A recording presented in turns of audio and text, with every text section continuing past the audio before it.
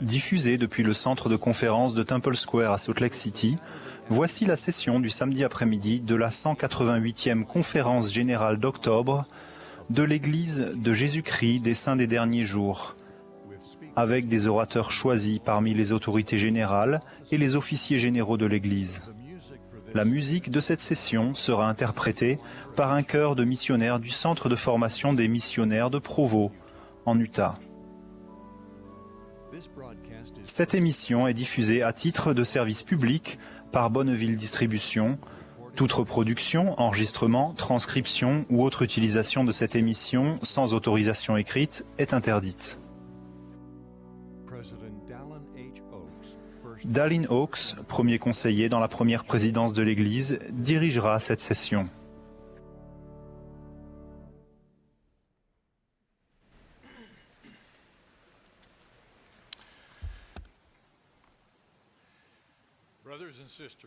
Mes frères et sœurs, nous vous souhaitons la bienvenue à la session du samedi après-midi de la 188e conférence générale d'octobre de l'Église de Jésus-Christ des Saints des Derniers Jours. Le président Nelson, qui préside la conférence, m'a demandé de diriger cette session. Nous saluons toutes les personnes qui se trouvent dans cette assemblée ou qui suivent cette réunion à la télévision, à la radio ou sur l'Internet. Nous souhaitons également la bienvenue aux personnes qui regardent la conférence dans les centres de Pieux, dans différentes parties du monde où elle est diffusée par satellite. La musique de cette session sera interprétée par un chœur de missionnaires du Centre de formation des missionnaires de Provo, en Utah, sous la direction de Ryan Eggett et de Elmo Keck, avec Linda Margetts et Bonnie Goodliff à l'orgue. Le chœur ouvrira cette réunion en chantant « Peuple du monde, écoutez donc ». Ensuite, Sharon Eubank, première conseillère dans la présidence générale de la Société de secours, fera la prière d'ouverture.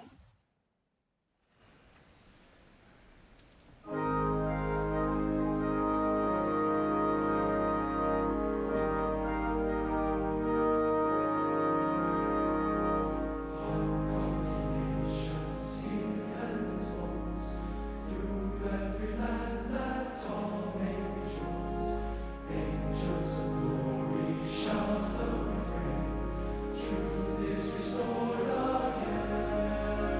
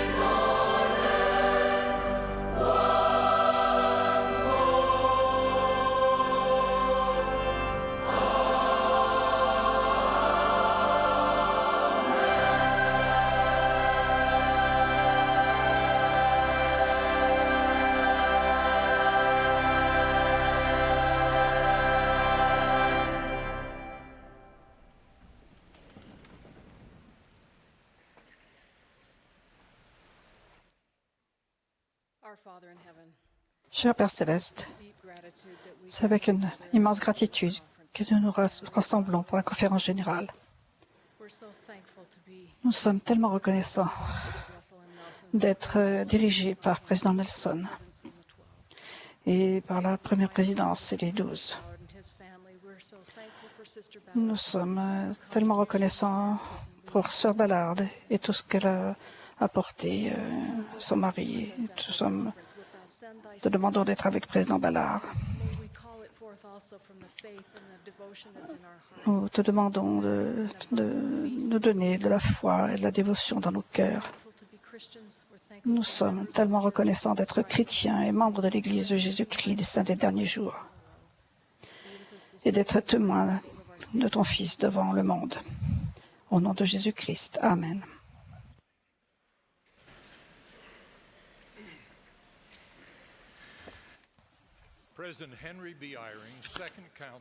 Henry Eyring, deuxième conseiller dans la première présidence, va maintenant présenter les officiers généraux et les 70 d'interrégion de l'Église pour un vote de soutien.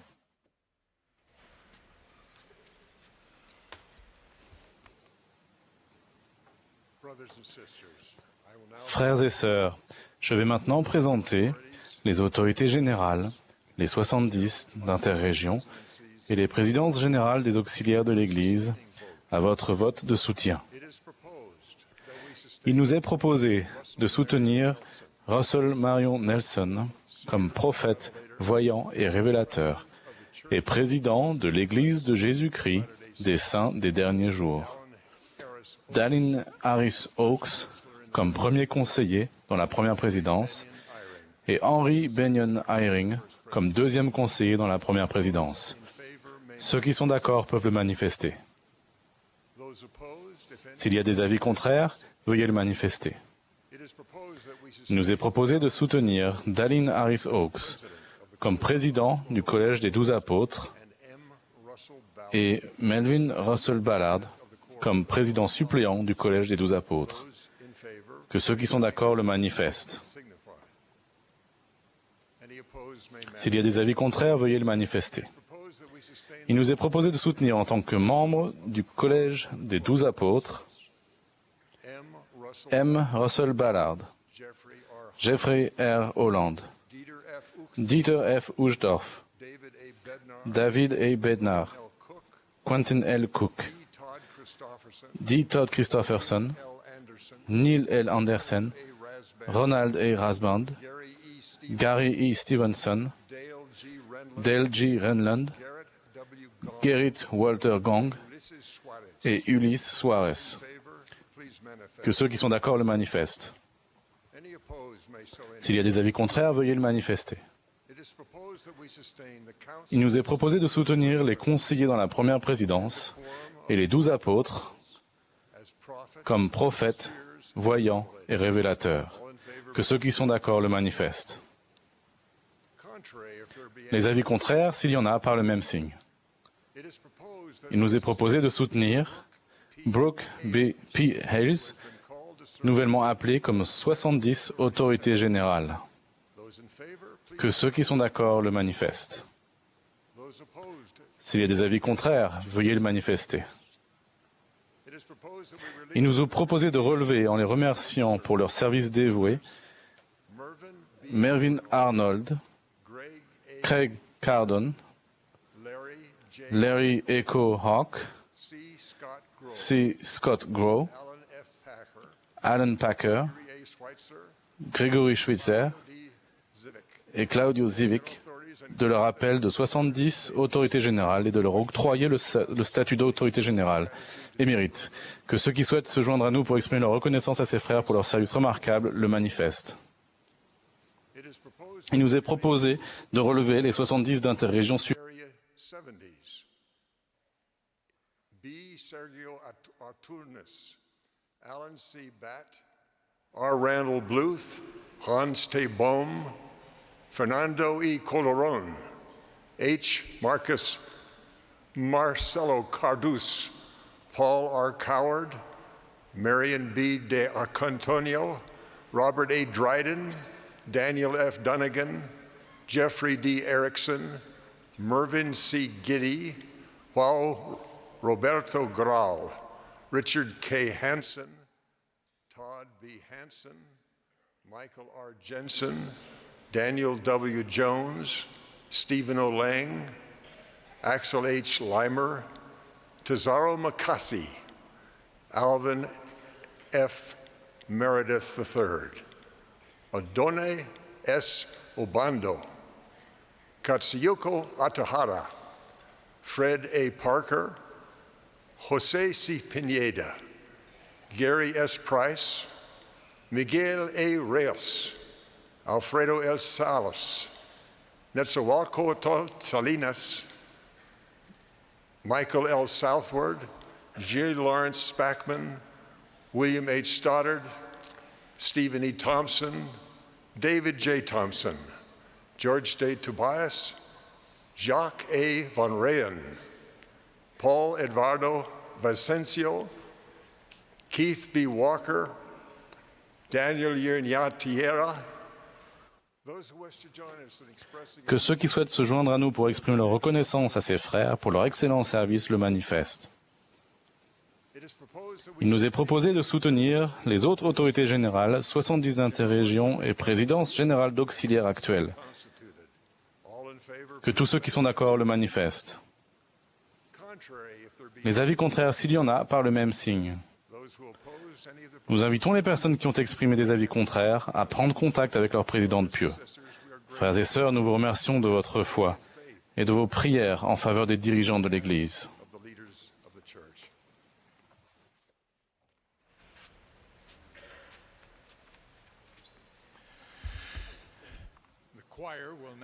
Le chœur interprétera maintenant un arrangement de Je serai vaillant et l'Église de Jésus-Christ. Après ce chant, nous entendrons Todd Christopherson du Collège des 12 Apôtres. Il sera suivi de Dean Davis, premier conseiller dans l'épiscopat président. Ulises Soares du Collège des 12 Apôtres nous adressera ensuite la parole.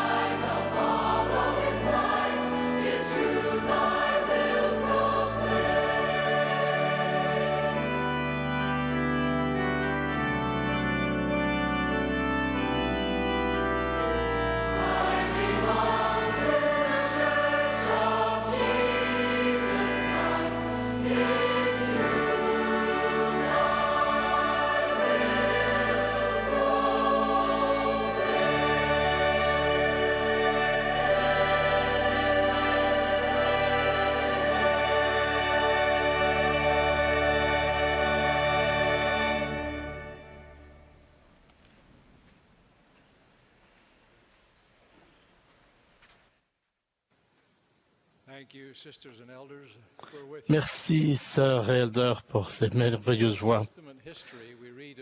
Dans l'histoire de l'Ancien Testament, nous voyons qu'il y a eu des périodes successives pendant lesquelles les enfants d'Israël ont honoré leur alliance avec Jéhovah et l'ont adoré, et d'autres pendant lesquelles ils ont ignoré cette alliance et adoré des idoles et des Baals.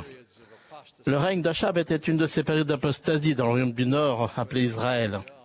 Un jour, le prophète Élie demanda au roi Achab de rassembler le peuple d'Israël, ainsi que les prophètes ou prêtres de Baal, à la montagne du Carmel. Une fois rassemblés, Élie leur dit, « Jusqu'à quand clocherez-vous des deux côtés ?» Ou en d'autres termes, « Quand allez-vous décider une bonne fois pour toutes ? Si l'Éternel est Dieu, allez après lui. Si c'est Baal, allez après lui. » Le peuple ne lui répondit rien. Élie ordonna que les prophètes de Baal et lui découpent chacun un jeune taureau et le placent sur le bois de leur autel respectif, mais sans y mettre le feu. Puis il dit, « Invoquez le nom de votre Dieu, et moi j'invoquerai le nom de l'Éternel. Le Dieu qui répondra par le feu, c'est celui-là qui sera Dieu. » Et tout le peuple répondit en disant, « C'est bien. » Vous vous souvenez que les prêtres de Baal ont appelé de leurs cris leur Dieu fictif pendant des heures, l'implorant d'envoyer du feu, mais il n'y eut ni voix, ni réponse, ni signe d'attention. Quand ce fut au tour d'Élie, il répara l'autel brisé du Seigneur. Il déposa du bois et l'offrande, puis commanda que le tout soit arrosé d'eau. Non pas une fois, ni deux, mais 3 fois. Il n'y avait aucun doute que ni lui, ni aucun autre pouvoir humain ne pouvait allumer le feu. Au moment de la présentation de l'offrande, Élie, le prophète, s'avança et dit, « Éternel, Dieu d'Abraham, d'Isaac et d'Israël, que l'on sache aujourd'hui que tu es Dieu en Israël, que je suis ton serviteur et que j'ai fait toutes ces choses par ta parole. » Et le feu de l'Éternel tomba, et il consuma l'holocauste, le bois, les pierres et la terre, et il absorba l'eau qui était dans le fossé. Quand tout le peuple vit cela, ils tombèrent sur leur visage et dirent, « C'est l'Éternel qui est Dieu. C'est l'Éternel qui est Dieu. » Aujourd'hui, Élie pourrait dire, « Soit Dieu, notre Père Céleste, existe, soit il n'existe pas. Mais s'il existe, adorez-le. Soit Jésus-Christ est le Fils de Dieu, le Rédempteur ressuscité de l'humanité, soit il ne l'est pas. Mais s'il l'est, suivez-le. Soit le livre de Mormon est la parole de Dieu, soit il ne l'est pas. Mais s'il l'est, alors vous rapprocherez de Dieu en étudiant et en suivant ses préceptes. Soit Joseph Smith a vu le Père et le Fils au printemps de 1820 et conversé avec eux, soit il ne l'a pas fait. Mais s'il l'a fait, alors suivez le manteau du prophète, avec les clés du scellement que moi, Élie, lui ai conférées. Lors de la dernière conférence générale, le président Nelson a déclaré, « Vous n'avez pas besoin de vous demander ce qui est vrai. Vous n'avez pas besoin de vous demander à qui vous pouvez réellement vous faire confiance. Par la révélation personnelle, vous pouvez recevoir votre propre témoignage que le livre de Mormon est la parole de Dieu, que Joseph Smith est un prophète et que cette Église est celle du Seigneur. Quoi que d'autres personnes puissent dire ou faire, personne ne pourra jamais vous enlever un témoignage rendu à votre cœur et à votre esprit de ce qui est vrai. » Quand Jacques a promis qu'à celui qui cherche sa sagesse, Dieu la donnerait simplement, il l'a aussi prévenu, mais qu'il la demande avec foi, sans douter, car celui qui doute est semblable au flot de la mer, agité par le vent et poussé de côté et d'autre. Qu'un tel homme ne s'imagine pas qu'il recevra quelque chose du Seigneur. C'est un homme irrésolu, inconstant dans toutes ses voies. Le Sauveur, lui, était l'exemple parfait de stabilité. Il a dit, « Le Père ne m'a pas laissé seul, parce que je fais toujours, uniquement, ce qui lui est agréable. » Réfléchissez à ce que les Écritures disent d'hommes et de femmes qui, comme le Sauveur, étaient fermes et constants. Ils étaient convertis à la vraie foi et ils ne voulaient pas s'en éloigner, car ils étaient fermes et constants et immuables, voulant en toute diligence garder les commandements du Seigneur. Leur esprit est ferme et ils placent continuellement leur confiance en Dieu. Et voici, vous savez par vous-même, car vous en avez été témoins, que tous ceux qui sont amenés à la connaissance de la vérité sont fermes et constants dans la foi et dans ce qui les a rendus libres. Ils persévéraient dans l'enseignement des apôtres, dans la communion fraternelle, dans la fraction du pain et dans les prières. Pour demeurer ferme et constant dans la foi au Christ, il faut que l'évangile de Jésus-Christ pénètre en notre cœur et en notre âme. C'est-à-dire que l'évangile ne devienne pas simplement l'une des nombreuses influences de notre vie, mais l'épicentre de ce qui définit notre vie et notre personnalité. Le Seigneur a dit, « Je vous donnerai un cœur nouveau, et je mettrai en vous un esprit nouveau. J'ôterai de votre corps le cœur de pierre, et je vous donnerai un cœur de chair. Je mettrai mon esprit en vous, et je ferai en sorte que vous suiviez mes ordonnances, et que vous observiez et pratiquiez mes lois. Vous serez mon peuple, et je serai votre Dieu. » Voilà l'alliance que nous faisons par le baptême et les ordonnances du Temple. Mais certains n'ont pas encore complètement reçu l'évangile de Jésus-Christ dans leur vie. Bien qu'ils aient été ensevelis avec le Christ par le baptême, comme le dit Paul, il leur manque encore la partie « Comme Christ est ressuscité des morts, de même nous aussi, nous marchons en nouveauté de vie. » L'Évangile ne les définit pas encore. Ils ne sont pas encore centrés sur le Christ. Ils choisissent les points de doctrine et les commandements qu'ils vont suivre et décident où et quand ils serviront dans l'Église. Au contraire, c'est en respectant leurs alliances avec exactitude que les personnes élues selon l'alliance évitent d'être trompées et demeurent fermes dans la foi au Christ. En ce moment, la plupart d'entre nous se trouvent partagés entre une participation au rituel de l'Évangile motivé par des considérations sociales, d'une part, et d'autre part, un engagement chrétien total à faire la volonté de Dieu. Quelque part, le long de cette trajectoire, la bonne nouvelle de l'Évangile de Jésus-Christ pénètre en notre cœur et prend possession de notre âme. Il se peut que cela ne soit pas instantané, mais nous devons nous tous avancer vers cet état béni. Il est difficile, mais essentiel de demeurer fermes et constants lorsque nous sommes raffinés dans la fournaise de l'adversité, ce qui nous arrivera à tous, tôt ou tard, dans la condition mortelle. Sans Dieu, ces expériences sombres poussent au désespoir, au découragement et même à l'amertume. Avec Dieu, la consolation remplace la douleur, la paix remplace la tourmente et l'espérance remplace le chagrin. En demeurant ferme dans la foi au Christ, nous recevrons le secours de sa grâce et de son soutien. Il transformera les épreuves en bénédictions et, pour reprendre les paroles d'Ésaïe, nous donnera un diadème au lieu de la cendre. Je vais mentionner 3 exemples de personnes que je connais. Une femme souffre d'une maladie chronique invalidante qui persiste en dépit des soins médicaux, des bénédictions de la prêtrise, du jeûne et des prières. Néanmoins, sa foi dans le pouvoir de la prière et dans la réalité de l'amour de Dieu à son égard est intacte. Elle continue jour après jour et parfois heure après heure à remplir son appel dans l'Église et avec son mari prend soin de ses jeunes enfants, toujours souriante. Sa compassion pour son prochain est profonde et raffinée par ses souffrances. Et elle se perd souvent au service d'autrui. Elle persévère et reste ferme, et les gens se sentent heureux en sa présence. Un homme qui a grandi dans l'Église a été missionnaire à plein temps et a épousé une femme charmante.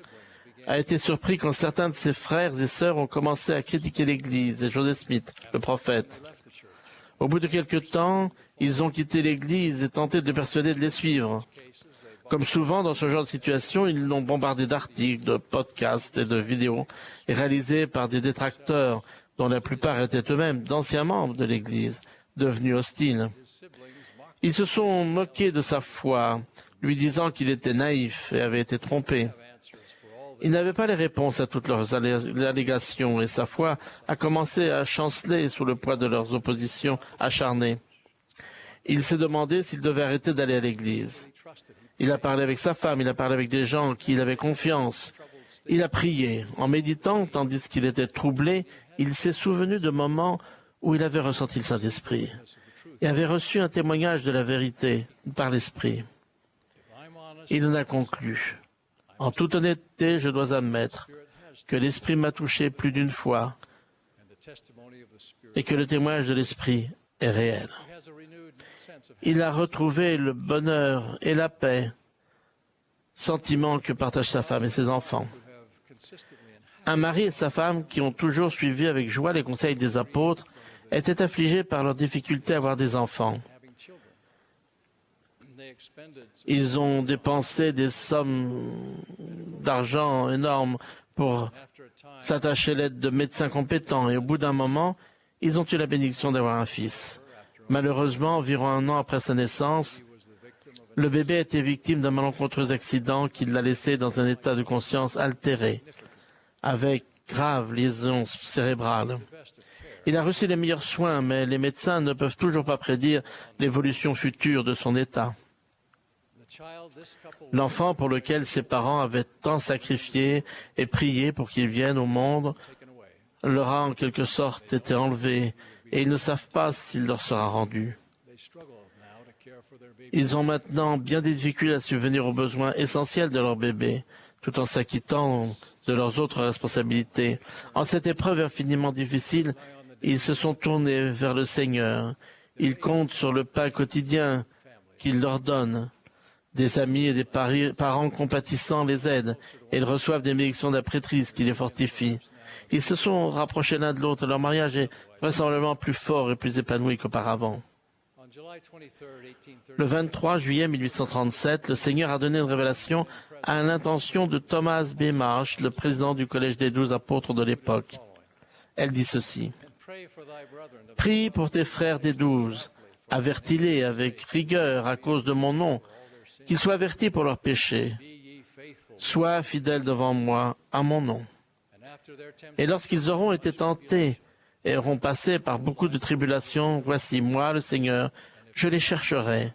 Et s'ils ne s'endurcissent pas le cœur et ne roidissent pas le cou contre moi, ils seront convertis et je les guérirai. » Je crois que les principes exprimés dans ces versets s'appliquent à nous tous. Les tentations et les tribulations que nous rencontrons, plus toutes les mises à l'épreuve que le Seigneur juge bon nous imposer, peuvent mener à notre conversion et notre guérison complète. Mais cela ne se produit que si, et seulement si, nous n'endurcissons pas notre cœur et ne raidissons pas notre cou contre lui. Si nous demeurons fermes et constants, quoi qu'il advienne, nous atteindrons la conversion à laquelle le Sauveur pensait quand il a dit à Pierre, « Quand tu seras converti, affermis tes frères. » Conversion si complète qu'il ne peut y avoir de retour en arrière. La guérison promise à la purification et la sanctification de notre âme meurtrie par le péché.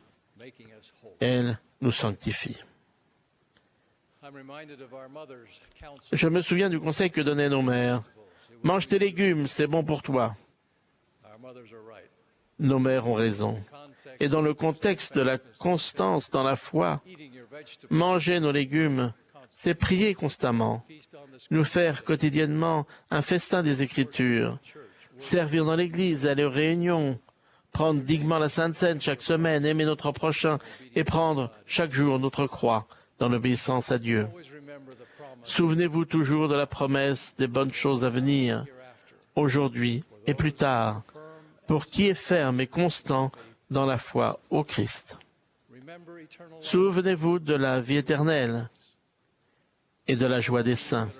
Ô vous tous qui avez le cœur pur, levez la tête et recevez la parole agréable de Dieu et faites-vous un festin de son amour, car vous le pouvez à jamais si votre esprit est ferme. Au nom de Jésus-Christ, Amen.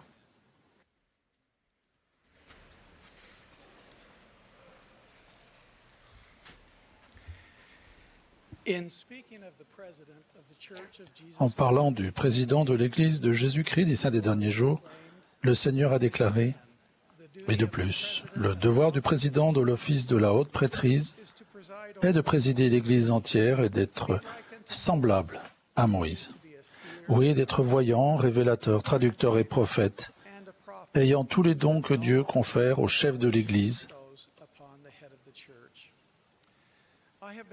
J'ai eu la bénédiction de voir quelques-uns des dons de Dieu chez ses prophètes. Je vais vous raconter l'une de ces expériences sacrées. Avant d'être appelé au poste que j'occupe aujourd'hui, je participais à la recherche et recommandais des sites possibles pour de futurs temples. Après le 11 septembre 2001, le passage aux frontières des États-Unis s'est renforcé. En conséquence, il fallait de 2 à 3 heures pour de nombreux membres de Vancouver au Canada pour traverser la frontière et se rendre au temple de Seattle aux États-Unis. Granby Hinckley, qui était le président de l'Église à cette époque, a dit que s'il y avait un temple à Vancouver, ce serait une bénédiction pour les membres de l'Église. Après avoir obtenu l'autorisation de rechercher un emplacement et avoir examiné plusieurs terrains appartenant déjà à l'Église, nous en avons examiné plusieurs autres n'appartenant pas à l'Église. Nous en avons trouvé un magnifique, proche de l'autoroute transcanadienne, et qui autorisait la construction d'un édifice religieux. Le terrain était très facile d'accès, parsemé de magnifiques pins canadiens et dominait les environs, ce qui permettrait à des milliers d'automobilistes circulant à proximité de le voir. Nous l'avons présenté, photos et cartes à l'appui, lors d'une réunion mensuelle du comité des sites de temple. Le président Hinckley a donné son autorisation de nous engager par contrat auprès du vendeur et de faire les études nécessaires. En décembre de cette même année, nous avons fait rapport de nos études au comité et avons demandé l'autorisation de conclure l'achat.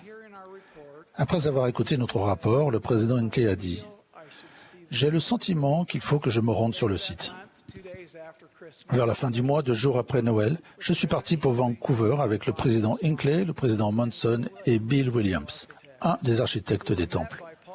À notre arrivée, Paul Christensen, le président du pieu local, nous a emmenés sur le site. Le temps était humide et brumeux ce jour-là, mais le président Hinckley a sauté de la voiture et a commencé à arpenter le site de long en large. Après un moment, je lui ai demandé s'il souhaitait voir les autres sites que nous avions envisagés. Il a dit oui, que cela lui plairait. En visitant les autres sites, nous avons pu comparer leurs qualités. Nous avons parcouru un grand cercle autour de la ville de Vancouver, examinant les autres terrains, avant de revenir au premier. Le président Hinckley a dit « C'est un beau terrain ». Puis il a demandé « Pouvons-nous aller à l'église qui se trouve à environ 500 mètres d'ici ?» Nous avons répondu « Bien sûr, président ». Nous sommes remontés dans nos voitures et sommes allés jusqu'à l'église toute proche. Quand nous y sommes arrivés, le président Hinckley a dit « Tournez à gauche ici ». Nous avons bifurqué comme il le demandait. La route a commencé à monter légèrement. Comme nous arrivions au sommet de la côte, le président Hinckley a dit « Arrêtez la voiture, arrêtez la voiture ». Il a alors montré du doigt une parcelle sur la droite et a dit « Et ce terrain-là, c'est là que doit être le temple. C'est là que le Seigneur veut que soit le temple. Pouvez-vous l'acquérir ?» Nous n'avions pas vu ce terrain. Il était plus éloigné de la route principale et rien n'indiquait qu'il était à vendre. Quand nous lui avons répondu que nous ne savions pas, il a montré le terrain et a répété « C'est là que doit être le temple. » Nous nous sommes attardés quelques minutes, puis sommes retournés à l'aéroport pour rentrer. Le lendemain, le président Hinckley nous a fait venir, Frère Williams et moi, dans son bureau. Il avait tracé un plan complet sur une feuille de papier. Les routes, l'église, le virage à gauche et un X à l'endroit du temple. Il nous a demandé ce que nous avions trouvé. Nous lui avons dit qu'il n'aurait pas pu choisir un terrain plus difficile à acquérir. Il appartenait à 3 personnes différentes. Un Canadien, un Indien, un Chinois. Le plan d'urbanisme ne permettait pas non plus d'y construire de bâtiments religieux. Il a dit, eh bien, faites de votre mieux. C'est ensuite que les miracles se sont produits. En quelques mois, nous avons pu acheter le terrain, puis obtenir l'autorisation de la ville de Langley en Colombie-Britannique de construire le temple. En réfléchissant à cette expérience, je suis ému parce que frère Williams et moi avions fait des études universitaires et acquis des années d'expérience en immobilier et en construction de temples. Mais le président Hinckley, qui n'avait pas cette formation, avait quelque chose d'infiniment plus grand, le don prophétique de voyant. Il avait pu voir l'endroit où devait se trouver le temple de Dieu. Quand le Seigneur a commandé aux premiers saints de cette dispensation de construire un temple, il a déclaré « Mais qu'une maison soit bâtie à mon nom, conformément au modèle que je leur montrerai. Et si mon peuple ne la bâtit pas conformément au modèle que je montrerai, je ne l'accepterai pas de ses mains. » Il en est de même pour nous, aujourd'hui, que pour les premiers saints. Le Seigneur a révélé et continue de révéler au président de l'Église les modèles selon lesquels le royaume de Dieu doit être dirigé à notre époque. Et à un niveau personnel, il nous montre comment nous devons mener notre vie afin que notre conduite soit, elle aussi, acceptable à ses yeux. En avril 2013, j'ai parlé des efforts engagés dans la préparation de la pose des fondations de chaque temple pour s'assurer qu'il puisse résister aux tempêtes et aux catastrophes auxquelles il peut être exposé. Mais les fondations ne sont que le début. Un temple est composé de nombreux éléments de construction assemblés selon un modèle prédéfini. Pour que notre vie devienne le temple que chacun de nous s'efforce de bâtir, selon ce que le Seigneur a enseigné, nous pouvons raisonnablement nous demander quels éléments de construction devons-nous assembler afin de rendre notre vie belle, majestueuse et résistante aux tempêtes du monde. Nous trouvons la réponse à cette question dans le livre de Mormon. Joseph Smith, le prophète, a dit du livre de Mormon qu'il était le plus correct de tous les livres de la terre et la clé de voûte de notre religion, et qu'un homme se rapprocherait davantage de Dieu en suivant les préceptes que par n'importe quel autre livre. L'introduction du livre de Mormon nous apprend que celui qui obtiendra du Saint-Esprit le témoignage divin que le livre de Mormon est la parole de Dieu, saura aussi par le même pouvoir que Jésus-Christ est le Sauveur du monde, que Joseph Smith est son révélateur et son prophète en ces derniers jours, et que l'Église de Jésus-Christ des saints des derniers jours est le royaume du Seigneur établi de nouveau sur la terre. Par conséquent, voici les éléments de construction de notre foi et de notre témoignage personnel. Jésus-Christ est le Sauveur du monde. Le livre de Mormon est la parole de Dieu. L'Église de Jésus-Christ des saints des derniers jours est le royaume de Dieu sur la terre. Joseph Smith est un prophète, et nous avons des prophètes vivants sur la terre aujourd'hui. Au cours des derniers mois, j'ai écouté tous les discours de conférence générale que le président Nelson a donnés depuis qu'il a été appelé à l'apostolat. Cela a changé ma vie.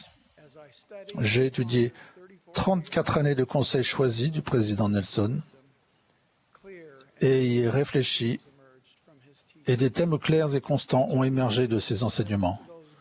Chacun de ces thèmes est en rapport avec les éléments de construction que je viens de mentionner, ou est une autre composante essentielle de notre temple personnel. Ces thèmes comprennent la foi au Seigneur Jésus-Christ, le repentir, le baptême pour la rémission des péchés, le don du Saint-Esprit, la rédemption des morts et l'œuvre du temple, la sanctification du jour de sabbat, commencer en ayant la fin à l'esprit et rester sur le chemin de l'alliance. Le président Nelson les a tous évoqués avec amour et dévouement. Jésus-Christ est la pierre angulaire et l'élément de construction de base de l'Église et de notre vie. Cette Église est la sienne. Le président Nelson est son prophète. Ses enseignements témoignent de la vie et de la personnalité de Jésus-Christ et les révèlent pour notre profit. Il parle avec amour et en connaissance de cause de la nature du Sauveur et de sa mission. Il a aussi témoigné fréquemment et avec ferveur de l'appel divin des prophètes vivants, les présidents de l'Église, sous la direction desquels il a servi. Aujourd'hui, nous avons la bénédiction de le soutenir comme étant le prophète vivant du Seigneur sur terre. Nous avons l'habitude de soutenir les dirigeants de l'Église en suivant le modèle divin, consistant à lever le bras à angle droit pour manifester notre acceptation et notre soutien.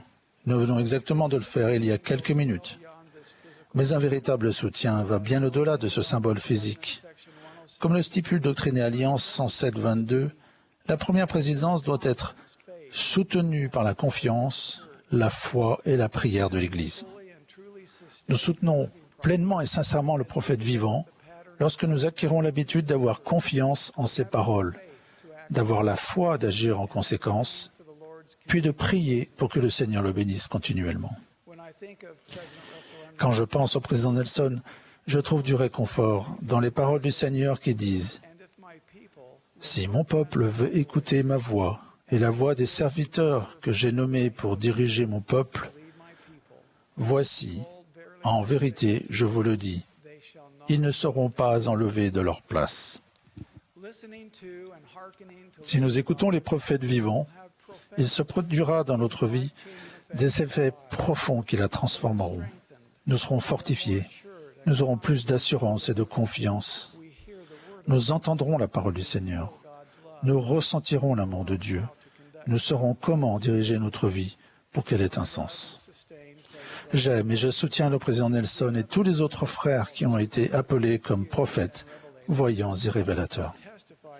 Je témoigne qu'il a les dons que le Seigneur lui a conférés, et je témoigne que si nous nous exerçons à mieux écouter et suivre la voix des prophètes vivants, notre vie sera bâtie selon le modèle divin que le Seigneur a prévu pour nous, et nous récolterons des bénédictions éternelles.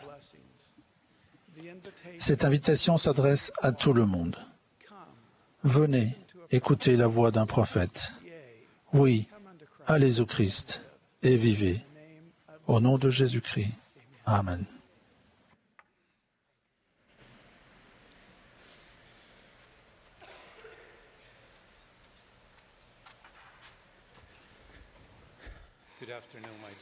Bonjour frères et sœurs. Comme on dit dans ma langue maternelle, le portugais brésilien, boa tarde. C'est pour moi une bénédiction de me réunir avec vous pour cette merveilleuse conférence de l'Église de Jésus-Christ des Saints des Derniers Jours, sous la direction de notre prophète bien-aimé, président Russell M. Nelson. Je me réjouis de partager avec chacun d'entre vous cette magnifique occasion d'écouter la voix du Seigneur par l'intermédiaire de ses serviteurs qui sont sur la terre dans ces derniers jours. Mon pays d'origine, le Brésil, est très riche en ressources naturelles. L'une d'elles est le célèbre fleuve Amazon, l'un des plus larges et des plus longs du monde.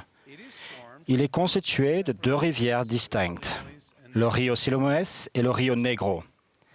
Il est intéressant de noter que ces rivières s'écoulent ensemble sur de nombreux kilomètres avant que leurs eaux se mélangent. Ce phénomène est dû à leur grande différence d'origine, leur vitesse, leur température et leur composition chimique. Après plusieurs kilomètres, les eaux finissent par se mêler pour devenir un fleuve différent des parties distinctes qui l'ont formé. Ce n'est qu'une fois que ces deux cours ont fusionné que l'Amazone, au moment où il atteint l'océan Atlantique, devient si puissant qu'il repousse l'eau de mer, à tel point qu'on trouve de l'eau douce sur plusieurs kilomètres dans l'océan. De même que le Rio Solimões et le Rio Negro fusionnent pour constituer le grand fleuve Amazone, les enfants de Dieu, aux origines sociales, aux traditions et aux cultures différentes, se rassemblent dans l'Église de Jésus-Christ rétablie et forment cette merveilleuse communauté de saints en Christ. Finalement, en nous encourageant, en nous soutenant et en nous aimant les uns les autres, nous nous unissons pour constituer une grande force bénéfique qui agit dans le monde. En qualité de disciples du Christ, unis dans le fleuve du bien, nous avons la capacité de procurer au monde l'eau douce de l'Évangile. Le Seigneur a inspiré ses prophètes de nous enseigner comment nous pouvons nous soutenir et nous aimer mutuellement afin d'être unis dans la foi et dans un même but pour suivre Jésus-Christ. Paul, l'apôtre du Nouveau Testament, a enseigné que ceux qui ont été baptisés en Christ ont revêtu Christ, car vous êtes tous un en Jésus-Christ. Quand lors de notre baptême, nous faisons la promesse de suivre le Sauveur, Nous témoignons au Père que nous sommes disposés à prendre sur nous le nom du Christ.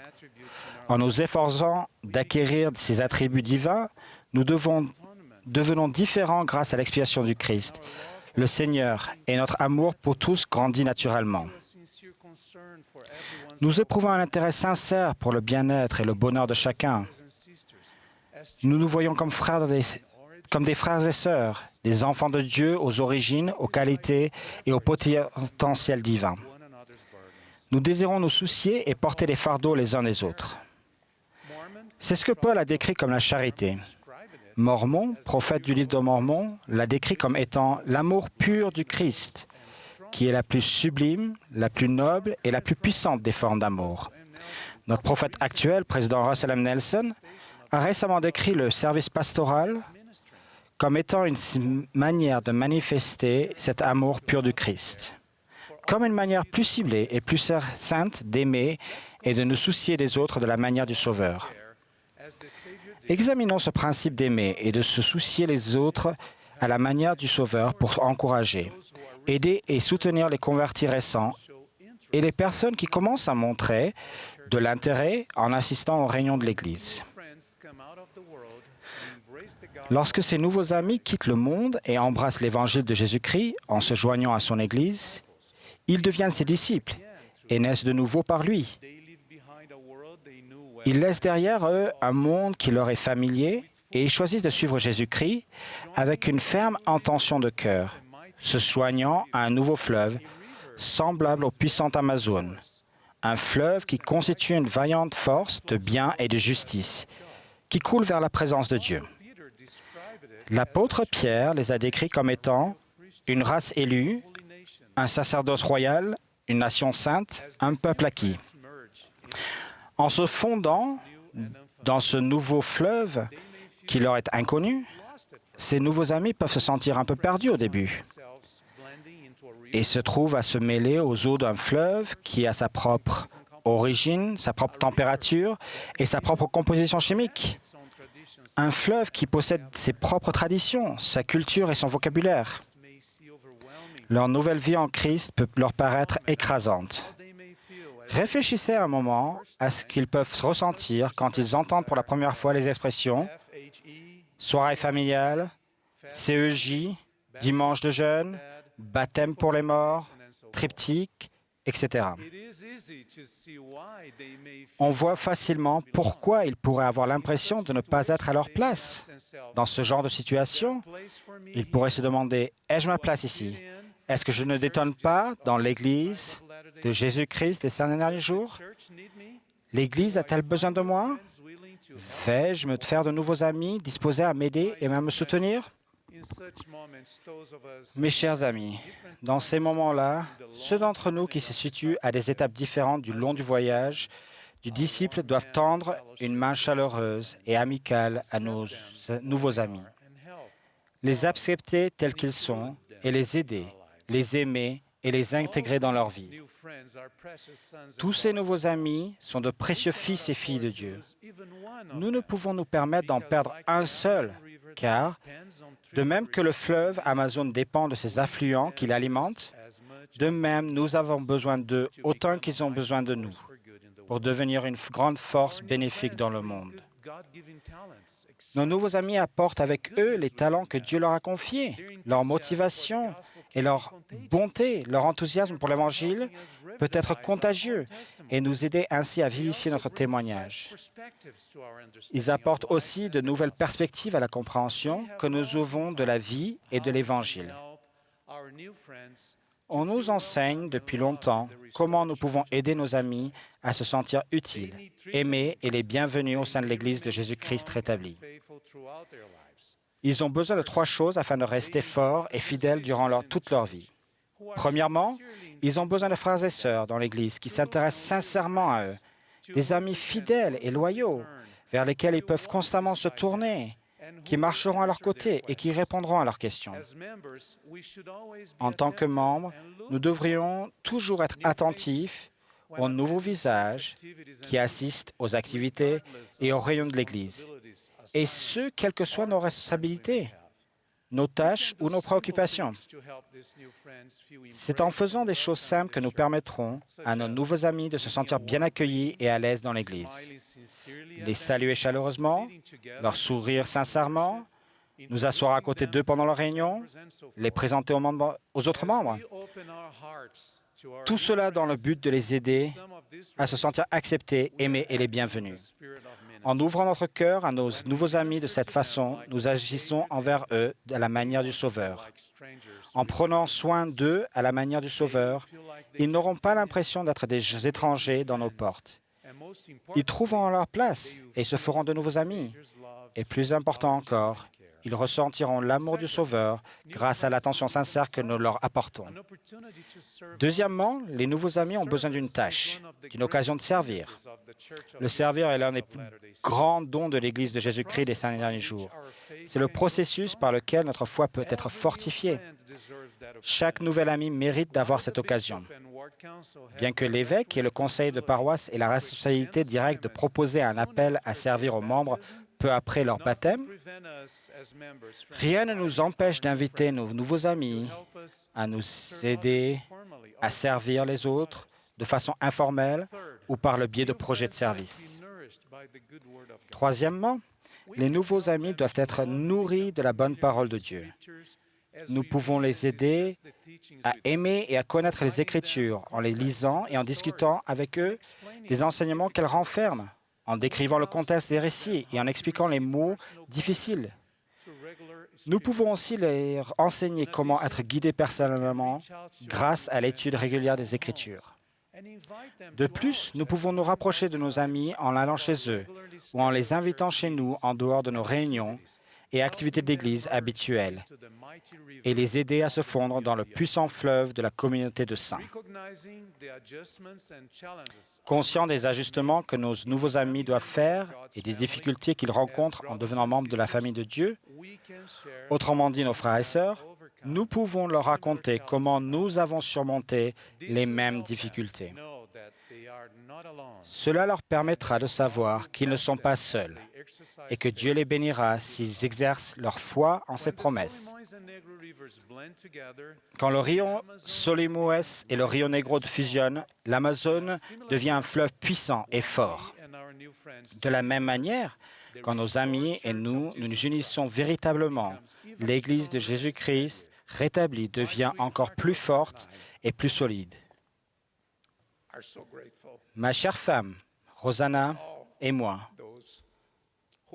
sommes profondément reconnaissants à toutes les personnes qui nous ont aidés à nous fondre dans ce nouveau fleuve. Il y a de nombreuses années, quand nous avons embrassé l'Évangile de Jésus-Christ dans notre pays d'origine. Tout au long des années, ces gens merveilleux nous ont servi sincèrement et nous ont aidés à persévérer dans le flot de la justice. Nous sommes tellement reconnaissants pour eux. Les prophètes de l'hémisphère occidental savaient bien ce qu'il fallait faire pour que leurs nouveaux amis continuent de s'écouler fidèlement ensemble dans le nouveau fleuve du bien menant à la vie éternelle. Par exemple, ayant vu notre époque et sachant que nous rencontrerions des difficultés semblables, Moroni a mentionné certaines de ces étapes importantes dans les écrits du livre de Mormon. Et après avoir été reçus au baptême et avoir été touchés et purifiés par le pouvoir du Saint-Esprit, ils étaient comptés parmi le peuple de l'Église du Christ. Et leur nom était pris pour qu'on se souvienne d'eux et qu'on les nourrit de la bonne parole de Dieu, pour les garder dans la voie droite, pour les garder continuellement attentifs à la prière, se reposant uniquement sur les mérites du Christ, qui était l'auteur et le consommateur de leur foi. Et les membres de l'Église se réunissaient souvent pour jeûner et pour prier et pour se parler l'un à l'autre du bien-être de leur âme. Mes chers compagnons dans l'œuvre du Seigneur, je crois que nous pouvons et devons faire beaucoup mieux pour accueillir nos nouveaux amis dans l'Église. Je vous invite à réfléchir à ce que nous pouvons faire pour être plus ouverts, plus accueillants et plus serviables à leur égard, et ce, dès dimanche prochain. Veillez à ne pas laisser vos responsabilités dans l'Église vous empêcher d'accueillir leurs nouveaux amis aux réunions et aux activités de l'Église. Après tout, ces âmes sont précieuses aux yeux de Dieu et bien plus importantes que les programmes et les activités.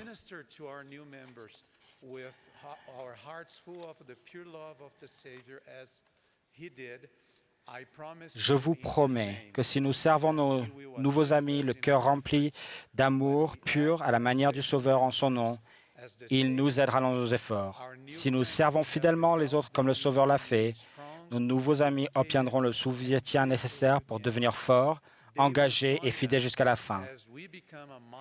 Ils se joindront à nous pour devenir un peuple de Dieu puissant et ils nous aideront à apporter de l'eau douce à un monde qui a désespérément besoin des bénédictions de l'Évangile de Jésus-Christ. Ces enfants de Dieu n'auront plus l'impression d'être des étrangers ni des gens du dehors, mais des concitoyens des saints, gens de la maison de Dieu.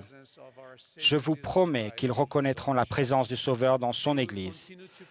Ils continueront de couler avec nous vers la fontaine de toute justice jusqu'à ce qu'ils soient accueillis à bras ouverts par notre Seigneur Jésus-Christ et qu'ils entendent le Père dire « Vous aurez la vie éternelle ». Je vous invite à demander l'aide du Seigneur pour aimer les autres comme il vous a aimé. Mormon a lancé cette exhortation. C'est pourquoi, mes frères et sœurs bien-aimés, priez le Père de toute l'énergie de votre cœur afin d'être remplis de cet amour qu'il a accordé à tous ceux qui sont de vrais disciples de son Fils Jésus-Christ. Je témoigne de ces vérités et le fais au nom de Jésus-Christ. Amen.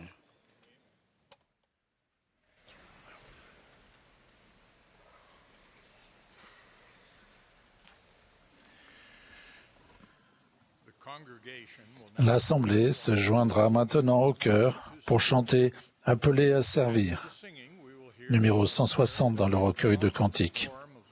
Après ce chant, nous entendrons Garrett Gong du Collège des 12 apôtres. Il sera suivi de Paul Piper des 70.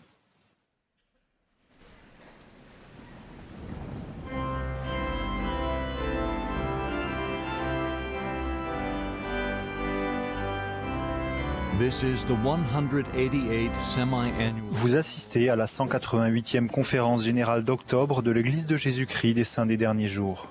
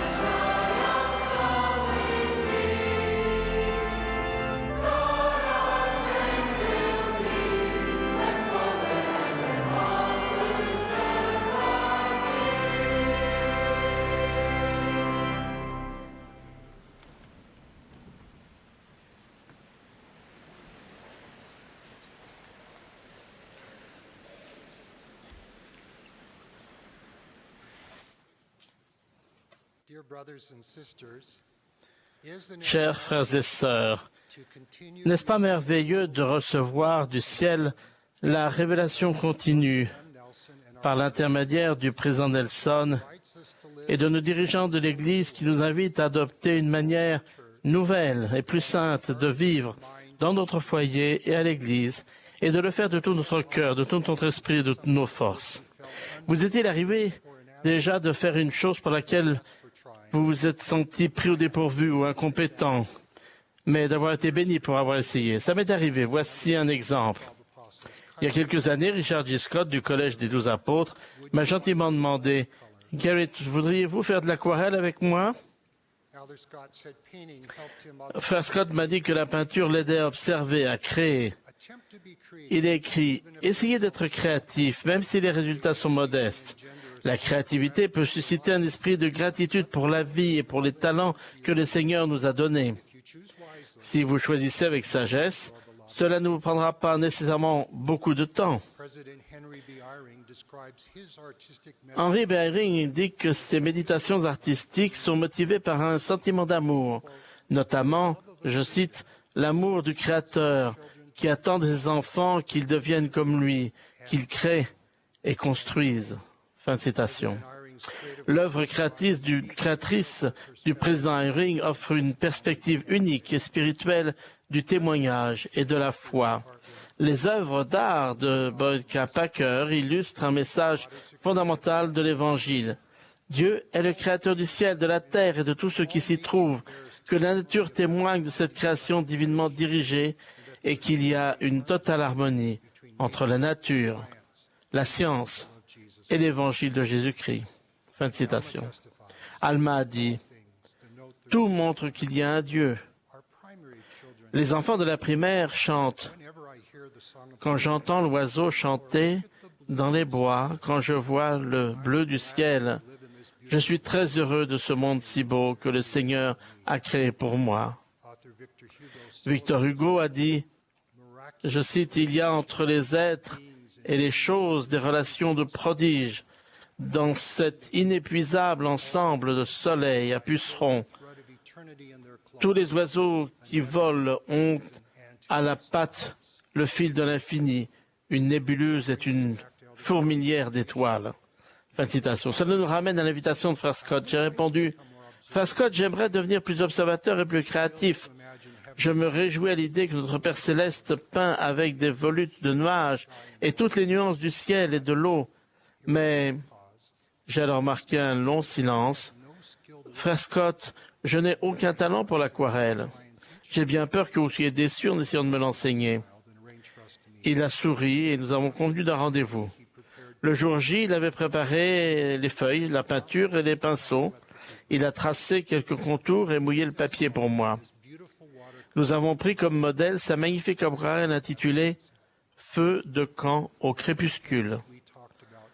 Pendant que nous peignions, nous avons parlé de la foi, dit que lorsque nous sommes face à la lumière et à la chaleur d'un feu de camp, nous tournons le dos aux ténèbres et à la certitude que pendant de longues nuits de solitude, le feu de camp de notre foi peut nous donner de l'espérance et de l'assurance.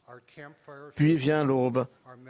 Le feu de camp de notre foi, où nos souvenirs, nos expériences et notre héritage de foi en la bonté et la miséricorde de Dieu nous a fortifiés tout au long de la nuit.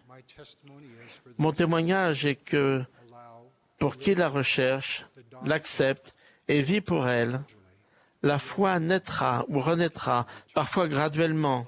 La lumière viendra si nous la désirons et la recherchons, si nous sommes patients et obéissants au commandement de Dieu, si nous sommes ouverts à sa grâce, à sa guérison et à ses alliances. Lorsque nous avons commencé à peindre pour m'encourager, Frère Scott m'a dit, « Garrett, même après une seule leçon, vous peindrez quelque chose que vous voudrez conserver et dont vous voudrez vous souvenir. » Frère Scott avait raison. Je chéris l'aquarelle du feu de camp d'autrefois que Frère Scott m'a aidé à peindre. Mes talents artistiques étaient et sont restés limités, mais le souvenir du feu de camp d'autrefois peut nous encourager de 5 manières. Premièrement, le feu de camp d'autrefois peut nous inciter à trouver de la joie dans une créativité saine. Il y a de la joie à imaginer, à apprendre, faire de nouvelles choses épanouissantes. C'est particulièrement vrai lorsque nous renforçons notre foi et notre confiance en notre Père Céleste et son Fils Jésus-Christ. Nous ne pouvons pas nous aimer suffisamment pour nous sauver nous-mêmes. Mais notre Père Céleste nous aime et nous connaît davantage que nous nous aimons ou connaissons nous-mêmes. Nous pouvons faire confiance au Seigneur et ne pas nous appuyer sur notre propre compréhension. Avez-vous déjà été la seule personne à ne pas être invitée à une fête d'anniversaire? Vous est-il arrivé d'être choisi en dernier ou pas du tout pour faire partie d'une équipe? Vous êtes-vous préparé pour un examen scolaire, un entretien d'embauche, une occasion qui vous tenait à cœur et avez eu le sentiment d'avoir échoué? Avez-vous prié pour le succès d'une relation qui, pour une raison ou pour une autre, n'a pas abouti? Avez-vous eu une maladie chronique, été abandonné par votre conjoint? Ou vous êtes-vous fait du sang d'encre pour un membre de votre famille? Notre Sauveur connaît notre situation. Lorsque nous exerçons le libre arbitre que Dieu nous a donné et que nous faisons appel à toutes nos facultés avec humilité et foi, notre Sauveur, Jésus-Christ, peut nous aider à faire face aux difficultés et aux joies de la vie. La foi comporte le désir et le choix de croire. La foi vient aussi de l'obéissance au commandement de Dieu, donné pour nous bénir si nous suivons le chemin des alliances. Quand nous nous sentons incertains, seuls, frustrés et en colère, déçus ou coupés de Dieu ou de son Église rétablie, il faudra peut-être un surcroît d'efforts et de foi pour retourner sur le chemin des alliances. Mais cela en vaut la peine. S'il vous plaît, allez ou retournez au Seigneur Jésus-Christ. L'amour de Dieu est plus fort que les liens de la mort, temporels ou spirituels. L'expiation de notre Sauveur est infinie et éternelle. Il nous arrive à tous de nous égarer et de ne pas être à la hauteur. Il se peut que pendant un temps nous perdions notre chemin ou que nous soyons ou que nous ayons été ou fait. Dieu nous assure avec amour qu'il n'y a pas de point de non-retour. Il attend, prêt à nous prendre dans ses bras.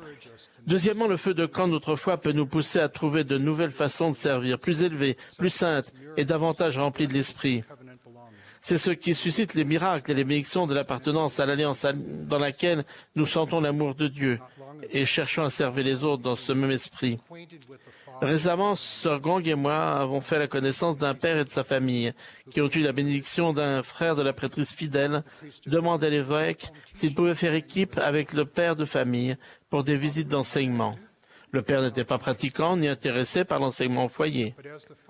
Mais quand son cœur a changé, lui et ce frère de la prêtrise aimant ont commencé à aller voir leur famille. Après l'une de ces visites, sa femme, qui n'allait plus à l'église non plus, a demandé à son mari comment les choses s'étaient passées. Le père a reconnu qu'il avait peut-être ressenti quelque chose, puis est allé dans la cuisine se servir une bière.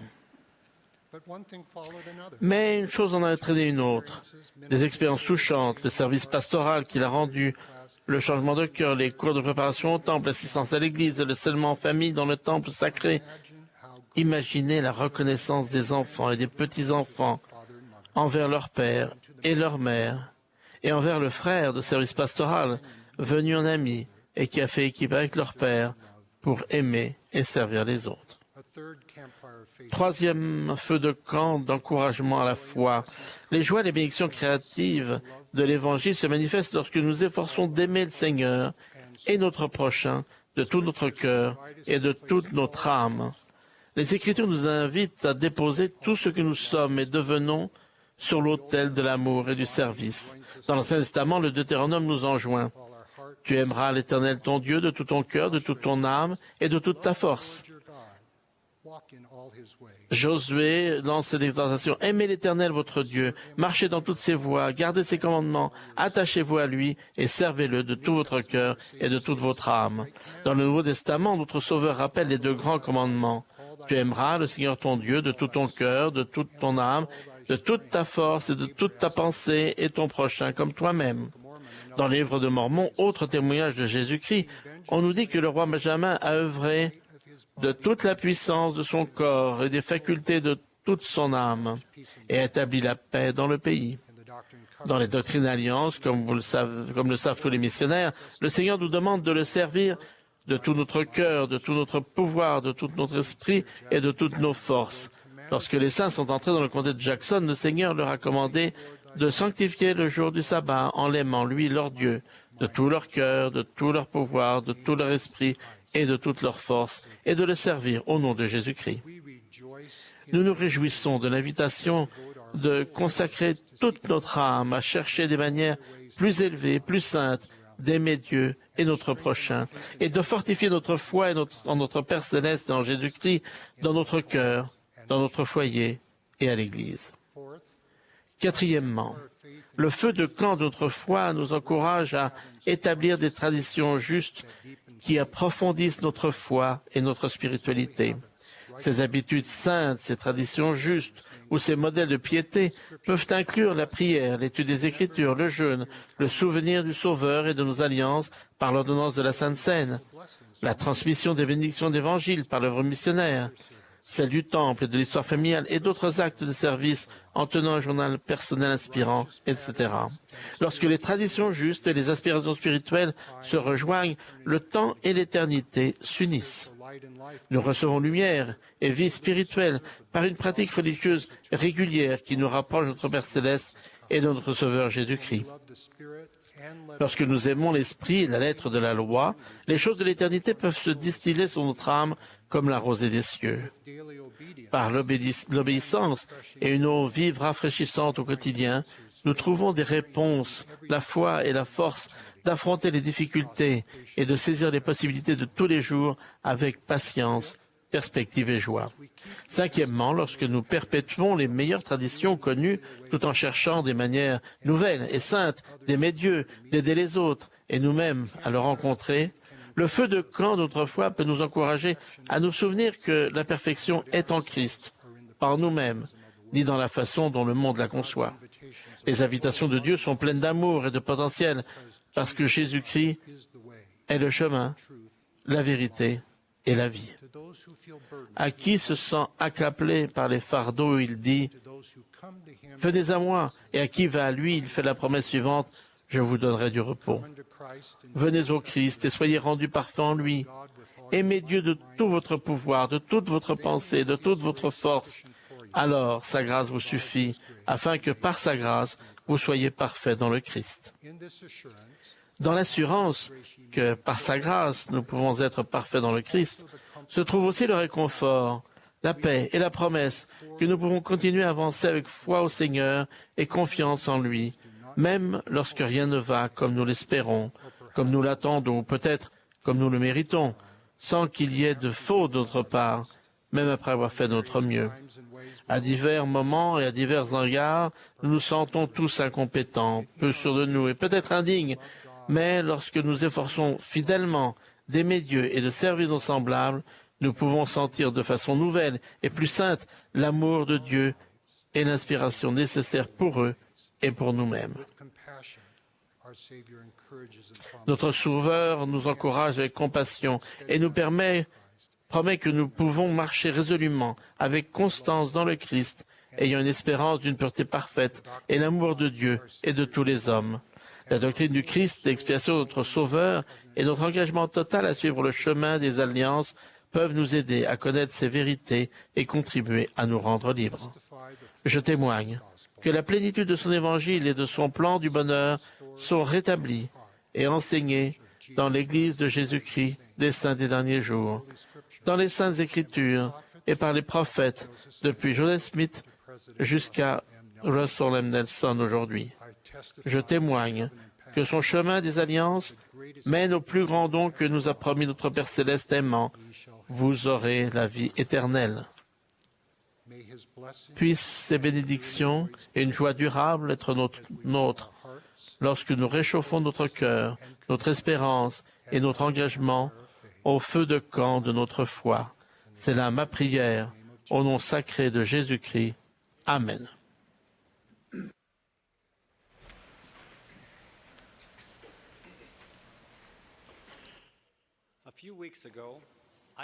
Il y a quelques semaines, j'ai pris part au service de baptême de plusieurs enfants de 8 ans.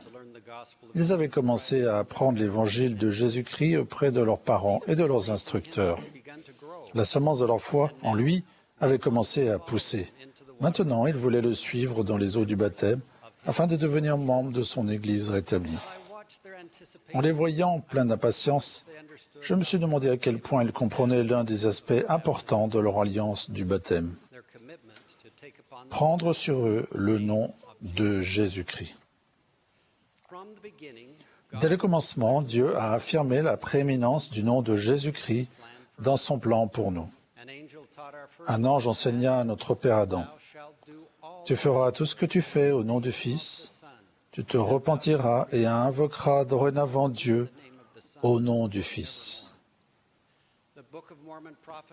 Le roi Benjamin, prophète du livre de Mormon, enseigna à son peuple, « Il n'y aura aucun autre nom donné, ni aucune autre voie, ni moyen par lesquels le salut puisse venir aux enfants des hommes. » Le Seigneur réaffirma cette vérité au prophète Joseph Smith.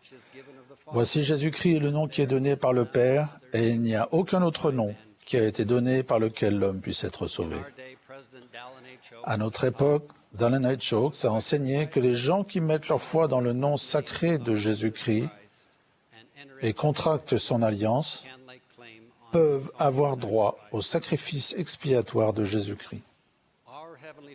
Notre Père Céleste veut qu'il soit parfaitement clair que le nom de son Fils, Jésus-Christ, n'est pas simplement un nom parmi beaucoup d'autres. Le nom du Sauveur a un pouvoir exceptionnel et essentiel. C'est le seul nom par lequel le salut est possible. En insistant sur cette vérité dans chaque dispensation, notre Père aimant assure à tous ses enfants qu'il y a un moyen de retourner auprès de lui. Cependant, le fait d'avoir un moyen sûr à disposition ne signifie pas que notre retour est automatiquement assuré. Dieu nous dit que nous devons agir. C'est pourquoi tous les hommes et toutes les femmes doivent prendre sur eux le nom qui est donné par le Père. Pour accéder au pouvoir rédempteur du nom du Christ, nous devons nous humilier devant Dieu et nous présenter le cœur brisé et l'esprit contrit, et être disposés à prendre sur nous le nom de Jésus-Christ. Alors nous serons qualifiés, comme mon jeune ami de 8 ans, à être reçus par le baptême dans son Église. Quiconque désire sincèrement prendre sur soi le nom du Sauveur doit se qualifier pour recevoir l'ordonnance du baptême comme témoignage tangible de sa décision devant Dieu. Toutefois, le baptême n'est que le commencement. Le mot « prendre » n'est pas passif. C'est un terme d'action aux nombreuses définitions. De même, notre engagement de prendre sur nous le nom de Jésus-Christ exige une action et a de multiples dimensions. Par exemple, l'un des sens du mot « prendre » est « recevoir dans son corps ». Par exemple, prendre un verre d'eau. En prenant sur nous le nom du Christ, nous nous engageons à prendre ses enseignements, ses traits de caractère et à terme son amour au plus profond de notre être, afin qu'il fasse partie de notre identité. D'où l'importance de l'invitation qu'a lancée le président Nelson aux jeunes adultes de chercher vigoureusement et par la prière à comprendre ce que chacun de ces divers titres et noms signifie personnellement pour eux, et à se faire un festin des paroles du Christ dans les Écritures, en particulier dans le livre de Mormon. En anglais, le mot « prendre » a aussi le sens d'accepter une personne dans un rôle particulier ou d'adhérer à la véracité d'une idée ou d'un principe. Lorsque nous prenons sur nous le nom du Christ, nous l'acceptons comme étant notre Sauveur et adhérons continuellement à ses enseignements pour guider notre vie. Dans toutes les décisions importantes, nous prenons son évangile pour vrai et y obéissant de tout notre cœur, de tout notre pouvoir, de tout notre esprit et de toutes nos forces. Le mot « prendre » peut également signifier soutenir un nom ou une cause. La plupart d'entre nous ont déjà dû prendre des responsabilités au travail ou prendre parti pour une cause ou un mouvement. Lorsque nous prenons sur nous le nom du Christ, nous prenons sur nous les responsabilités d'un véritable disciple. Nous défendons sa cause et nous sommes les témoins de Dieu en tout temps et en toutes choses et dans tous les lieux où nous serons. Le président Nelson a invité toutes les jeunes filles et tous les jeunes gens à s'enrôler dans le bataillon de jeunes du Seigneur pour aider à rassembler Israël. Nous sommes aussi tous reconnaissants de répondre à l'appel du prophète, d'utiliser le nom de l'Église rétablie du Seigneur tel qu'il a été révélé par le Sauveur lui-même, l'Église de Jésus-Christ des saints des derniers jours. En prenant le nom du Sauveur sur nous, nous devons comprendre que la cause du Christ et celle de son Église sont une seule et même chose. Elles ne peuvent être séparées. De même, notre condition de disciple du Sauveur et notre participation active dans son Église sont inséparables. Si nous fléchissons dans notre engagement vis-à-vis de l'un, notre engagement vis-à-vis de l'autre en sera indubitablement affaibli. Certaines personnes sont réticentes à prendre sur elles le nom de Jésus-Christ et sa cause parce qu'elles les considèrent comme excessivement étroits et restrictifs. En réalité, prendre sur nous le nom de Jésus-Christ est à la fois libérateur et épanouissant. Cela éveille le désir que nous avons ressenti lorsque nous avons accepté le plan de Dieu par la foi au Sauveur. Avec ce désir vivant dans le cœur, nous pouvons découvrir la véritable raison d'être des dons et des talents que Dieu nous a donnés, connaître son amour et le pouvoir qu'il procure, et nous soucier de plus en plus du bien-être d'autrui. En prenant sur nous le nom du Sauveur, nous nous saisissons véritablement de toutes bonnes choses et devenons semblables à lui. Il est important de nous souvenir que c'est un engagement pris par alliance, en commençant par celle que nous contractons au baptême. Le président Nelson a enseigné. Notre engagement de suivre le Seigneur et de contracter des alliances avec lui et de les respecter ouvrira la porte à toutes les bénédictions spirituelles et à tous les privilèges accessibles. L'un des privilèges divins que l'on reçoit quand on prend le nom du Sauveur sur nous par le baptême est l'accès qu'il ouvre à l'ordonnance suivante sur le chemin des alliances, notre confirmation. Lorsque j'ai demandé à une fillette de 8 ans ce que signifiait pour elle prendre le nom du Christ, elle a simplement répondu « Cela veut dire que je peux avoir le Saint-Esprit ». Elle avait raison. On reçoit le don du Saint-Esprit par confirmation après l'ordonnance du baptême. Ce don est le droit et la possibilité d'avoir la compagnie constante du Saint-Esprit. Si nous écoutons son murmure doux et léger et y obéissons, il nous maintiendra sur le chemin des alliances, sur lequel nous sommes entrés par le baptême, nous mettra en garde lorsque nous serons tentés de nous en écarter, et nous encouragera à nous repentir et, le cas échéant, à faire des ajustements. Après le baptême, nous devons nous attacher à garder toujours le Saint-Esprit avec nous, afin de continuer d'avancer sur le chemin des alliances. Le Saint-Esprit ne peut être avec nous que dans la mesure où nous menons une vie pure et exempte du péché. C'est la raison pour laquelle le Seigneur nous permet de constamment renouveler l'effet purificateur de notre baptême au moyen d'une autre ordonnance, la Sainte Seine. Chaque semaine, nous témoignons que nous sommes disposés à prendre sur nous le nom de son Fils, en tendant la main et en prenant les emblemes de la chair et du sang du Christ, le pain et l'eau, et en les prenant dans notre âme même. En retour, le Sauveur accomplit une fois de plus le miracle de la purification et nous qualifie pour recevoir l'influence continue du Saint-Esprit. N'est-ce pas la preuve de la miséricorde infinie que l'on trouve uniquement dans le nom de Jésus-Christ? Tout comme nous prenons son nom sur nous, de même il prend sur lui nos péchés et nos chagrins. Et pourtant, son bras est encore étendu pour nous enserrer dans les bras de son amour. Chaque semaine, la Sainte Seine nous rappelle que prendre sur nous le nom de Jésus-Christ est un engagement actif et constant, et non un événement unique qui se produit seulement le jour de notre baptême. Nous pouvons continuellement bénéficier de ces divins emblèmes que l'homme ne comprend et qui dissipent nos peines, que Christ, sur lui, reprend. Il n'est donc pas étonnant que lorsque les enfants de Dieu comprennent les immenses bénédictions spirituelles que l'on peut recevoir en prenant sur soi le nom du Christ, leurs sentiments soient toujours la joie et leur désir, toujours, de faire alliance avec leur Dieu. Si nous suivons ce chemin des alliances que Dieu a conçu, notre engagement et nos efforts pour prendre sur nous le nom de Jésus-Christ nous donneront la force de toujours retenir son nom écrit dans notre cœur. Nous aimerons Dieu et notre prochain et aurons le désir de les servir. Nous garderons ses commandements et aspirerons à nous rapprocher de lui en contractant avec lui des alliances supplémentaires.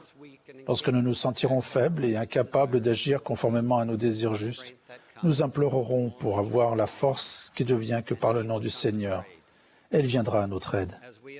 Si nous persévérons fidèlement, le jour viendra où nous le verrons et serons avec lui, et nous découvrirons que nous sommes devenus semblables à lui, nous qualifiant ainsi pour retourner auprès du Père. Car la promesse du Sauveur est certaine. Ceux qui croient au nom de Jésus-Christ adorent le Père en son nom et persévèrent jusqu'à la fin dans la foi en son nom, seront sauvés dans le royaume de Dieu. Avec vous, je me réjouis du fait que ces bénédictions incomparables sont accessibles en prenant sur nous le nom de Jésus-Christ, de qui et au nom de qui je témoigne. Amen.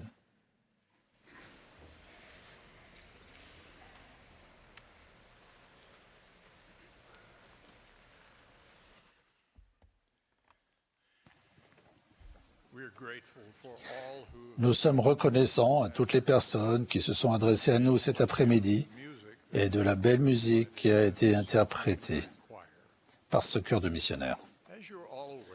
En raison des récents changements apportés au calendrier de la conférence générale, nous rappelons aux sœurs de 8 ans et plus du fait qu'il n'y aura pas de réunion de prêtrise cet après-midi. Nous vous rappelons donc la session générale des femmes qui commencera ce soir à 18h, heure d'été de Salt Lake City, dans le centre de conférence. La diffusion nationale de l'émission musicale La Parole sur les ondes aura lieu demain matin de 9h30 à 10h, heure d'été de Salt Lake City. La session du dimanche matin de la conférence suivra immédiatement. Le dernier orateur de cette session sera Dieter Uchtdorf du Collège des 12 apôtres. Après son discours, le chœur terminera cette réunion en chantant « Ô vaillant guerrier d'Israël ». Johnny Coke des 70 fera ensuite la prière de clôture.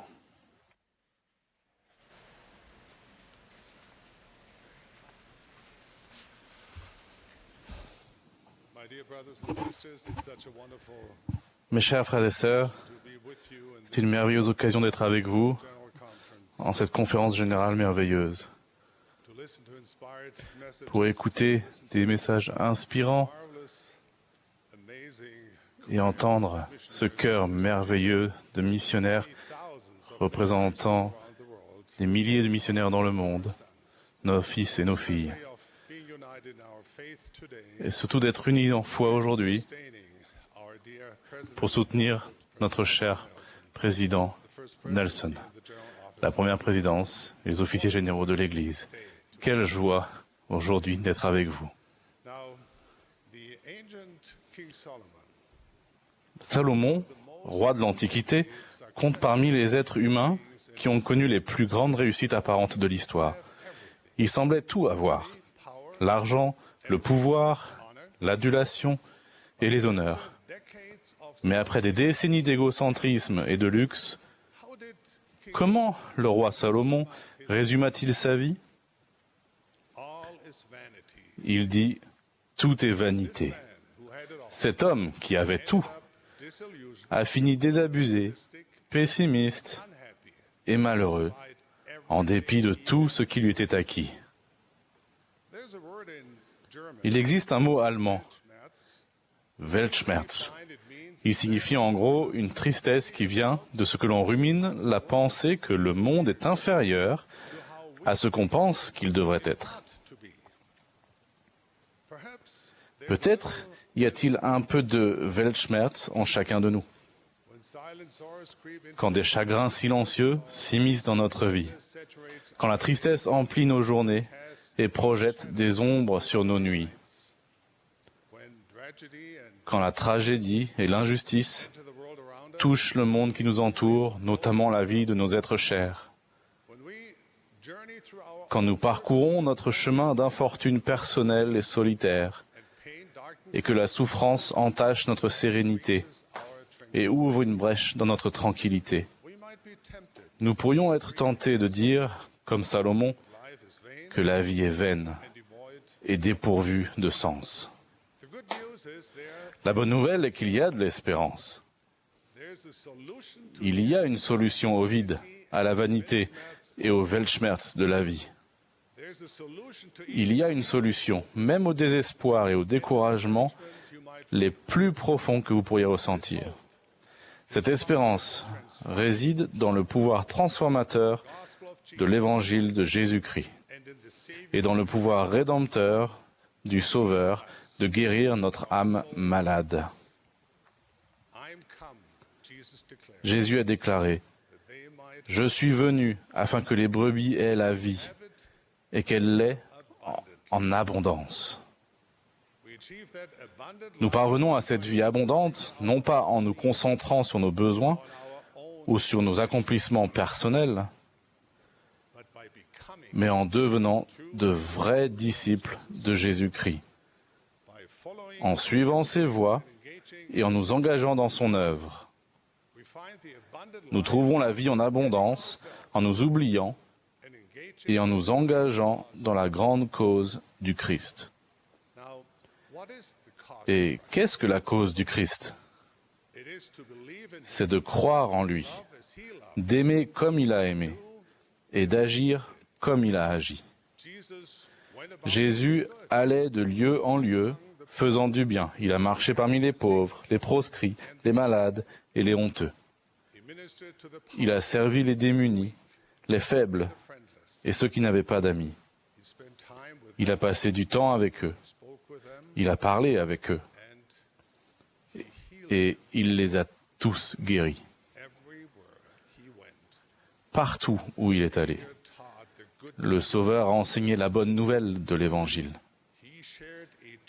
Il a enseigné des vérités éternelles qui ont rendu les gens libres, tant spirituellement que matériellement. Quiconque se consacre à la cause du Christ découvre la véracité de la promesse du Sauveur. Celui qui perdra sa vie à cause de moi la retrouvera. Mes frères et sœurs, Salomon avait tort. La vie n'est pas vanité. Au contraire, elle peut être pleine de sens et de paix. Les mains guérisseuses de Jésus-Christ sont tendues vers quiconque le recherche. Je sais, sans aucun doute, que croire en Dieu, l'aimer et s'efforcer de suivre le Christ change notre cœur, apaise nos souffrances et remplit notre âme d'une joie extrêmement grande. Bien sûr, nous devons faire plus qu'avoir une simple compréhension intellectuelle de l'Évangile pour qu'il ait cette influence guérisseuse dans notre vie. Nous devons l'intégrer à notre vie. Il doit faire partie de ce que nous sommes et de ce que nous faisons. Pour moi, la qualité de disciple commence par 3 mots simples. Croire, aimer, agir. Croire en Dieu conduit à avoir foi en lui et à acquérir la confiance en sa parole. La foi fait grandir notre cœur dans l'amour de Dieu et des autres. Cet amour qui grandit nous incite à imiter le Sauveur, tandis que nous poursuivons notre merveilleux voyage sur le chemin du disciple. Mais vous vous dites, Cela paraît un peu simpliste. Les problèmes de la vie, et certainement mes problèmes, sont bien trop complexes pour une prescription aussi simple. On ne peut pas guérir un Weltschmerz avec 3 simples mots. Croire, aimer, agir. Non, l'aphorisme ne guérit pas. C'est l'amour de Dieu qui secourt, rétablit et ravive. Dieu vous connaît. Vous êtes son enfant, il vous aime. Même quand vous pensez que l'on ne peut vous aimer, il vous tend la main. En ce jour même, chaque jour, il vous tend la main, désirant vous guérir, vous édifier et remplacer le vide de votre cœur par une joie durable. Il désire balayer les ténèbres, quelles qu'elles soient, qui obscurcissent votre vie, et la remplir de la lumière sacrée et brillante de sa gloire infinie. J'ai vécu cela moi-même. Et mon témoignage d'apôtre du Seigneur Jésus-Christ est que quiconque va à Dieu, quiconque croit, aime et agit, peut vivre la même chose. Les Écritures nous enseignent que sans la foi, il est impossible d'être agréable à Dieu, car il faut que celui qui s'approche de Dieu croie que Dieu existe. Pour certains, il est difficile de croire. Notre orgueil y fait obstacle parfois. Peut-être pensons-nous que parce que nous sommes intelligents, instruits ou expérimentés, nous ne pouvons tout simplement pas croire en Dieu. Et nous commençons à considérer la religion comme une folle tradition. D'après mon expérience, la croyance n'est pas un tableau impressionnant que l'on regarde et admire et dont on discute sur un plan théorique. Non, c'est une charrue que l'on mène au champ et qui, à la sueur de notre front, crée dans la terre des sillons qui acceptent des semences, qui produisent du fruit qui demeure. Approchez-vous de Dieu et il s'approchera de vous. C'est la promesse faite à quiconque s'efforce de croire. Les Écritures révèlent que plus nous aimons, plus nous sommes heureux. Mais l'amour dont Jésus a parlé n'est pas une carte cadeau, un amour du genre « je jette et je passe à autre chose ». Ce n'est pas un amour dont on parle puis qu'on oublie. Ce n'est pas un amour du genre « dites-moi s'il y a quelque chose que je peux faire ». L'amour dont Dieu parle est du genre qui entre dans notre cœur quand nous nous réveillons le matin, demeure en nous toute la journée et gonfle dans notre cœur quand nous prions à la fin de la soirée. C'est l'amour inexprimable que notre Père céleste nous porte. C'est la compassion infinie qui nous permet de voir plus clairement les autres pour ce qu'ils sont. À travers le prisme de l'amour pur, nous voyons des êtres immortels ayant un potentiel et une valeur infinie, et des fils et filles bien-aimés du Dieu Tout-Puissant. Une fois que nous voyons à travers ce prisme, nous ne pouvons pas ignorer, mépriser ou pratiquer de la discrimination contre qui que ce soit. Dans l'œuvre du Sauveur, c'est souvent par des choses petites et simples que de grandes choses sont réalisées. Nous savons que pour devenir bon dans quoi que ce soit, il faut s'exercer encore et encore. Que ce soit pour jouer de la clarinette, mettre un ballon dans les filets, réparer une voiture ou piloter un avion. C'est par la pratique que nous nous améliorons. C'est exactement ce que l'organisation que notre Sauveur a créée sur terre, l'Église de Jésus-Christ des Saints des Derniers Jours, nous aide à faire. Elle offre un lieu où nous exercer, à vivre de la manière qu'il a enseignée et à faire du bien aux autres comme il l'a fait.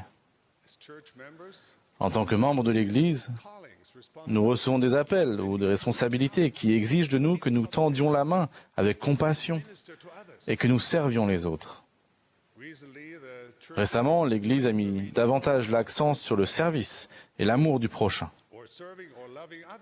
Nous avons soigneusement réfléchi au nom à donner à cet accent particulier.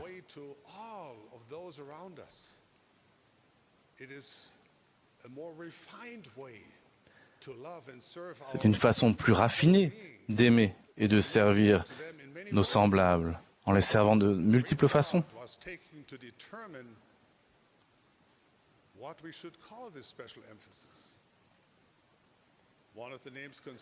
Un des noms envisagés était un dérivé du mot berger, une allusion pertinente à l'invitation du Christ « Paix mes brebis ». Mais il avait au moins un inconvénient. L'utilisation de ce terme aurait fait de moi et de mes semblables allemands un berger allemand.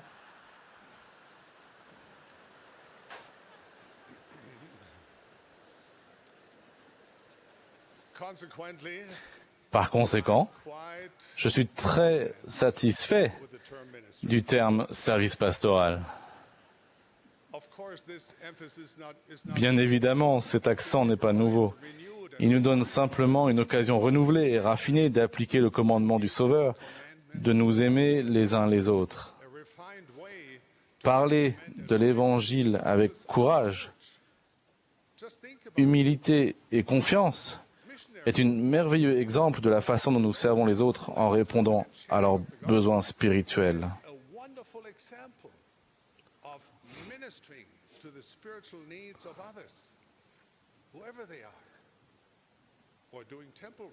Ou bien accomplir l'œuvre du temple, chercher les noms de nos ancêtres et leur offrir les bénédictions de l'éternité. Quelle manière divine de servir! Réfléchissez au fait de rechercher les pauvres et les nécessiteux, de relever les mains qui tombent, ou de bénir les malades et les affligés. Est-ce que ce ne sont pas les actes de pur service pastoral que le Seigneur a accomplis quand il était sur la terre? Si vous n'êtes pas membre de l'Église, je vous invite à venir et voir, à venir et nous rejoindre. Si vous êtes membre de l'Église, mais n'êtes pas pleinement engagé actuellement, je vous invite, s'il vous plaît, revenez. Nous avons besoin de vous. Venez joindre vos forces aux nôtres. Par vos talents, vos capacités et votre personnalité unique, vous nous aiderez à devenir meilleurs et à être plus heureux. En retour, nous vous aiderons aussi à devenir meilleurs et à être plus heureux. Venez nous aider à établir et fortifier une culture de guérison, de bienveillance et de miséricorde envers tous les enfants de Dieu. Nous nous efforçons tous de devenir une nouvelle créature afin que les choses anciennes disparaissent et que toutes choses deviennent nouvelles. Dieu nous montre la direction à suivre, en avant et vers le haut. Il dit, « Si vous m'aimez, gardez mes commandements. » Travaillons tous ensemble pour devenir le peuple que Dieu voulait que nous devenions. C'est le genre de culture de l'Évangile que nous désirons établir dans toute l'Église de Jésus-Christ. Nous nous efforçons de fortifier l'Église pour qu'elle devienne un lieu où nous nous pardonnons les uns les autres, où nous résistons à la tentation de trouver des défauts, de nous livrer au commérage et de rabaisser les autres, où, au lieu de mettre l'accent sur les imperfections, nous nous édifions et nous aidons les uns les autres à devenir les meilleures personnes possibles. Je vous lance de nouveau cette invitation. rejoignez-nous.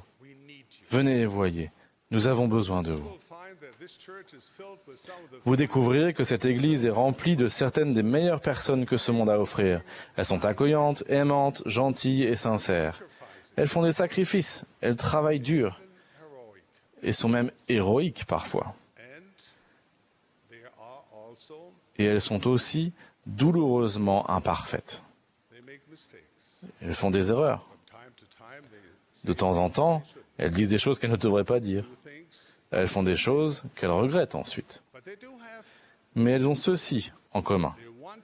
Elles veulent s'améliorer et se rapprocher du Seigneur, notre Sauveur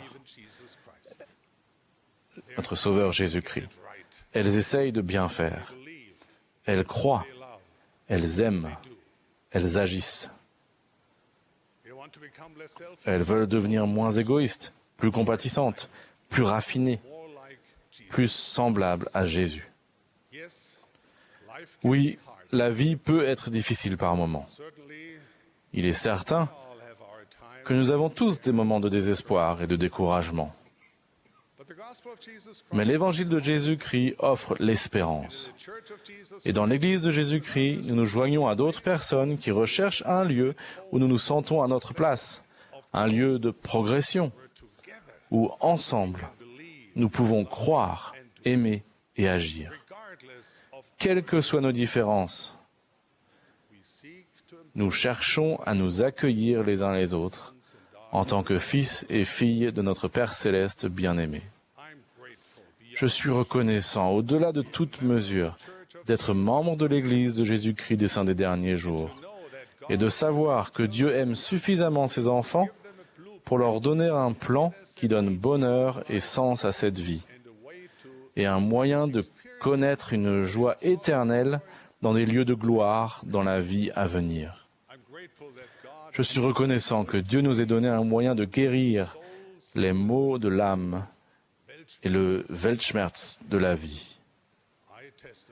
Je témoigne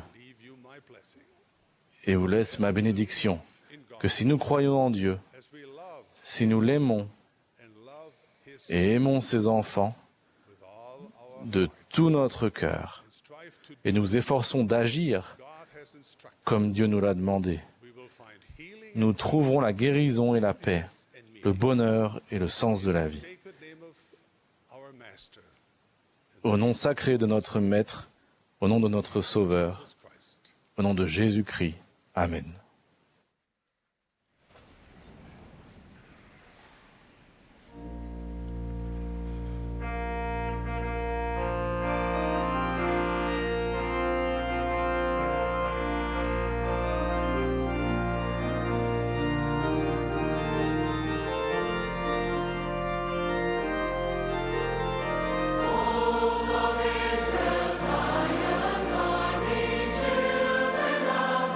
Promise.